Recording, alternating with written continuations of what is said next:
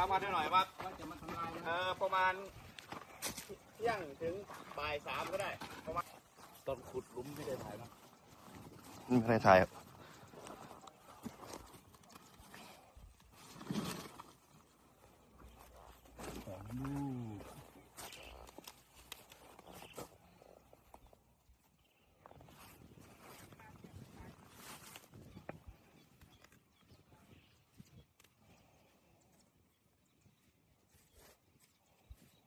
ครับนี่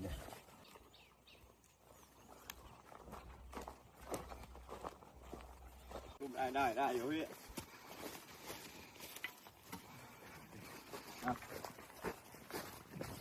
ไม่เหลือ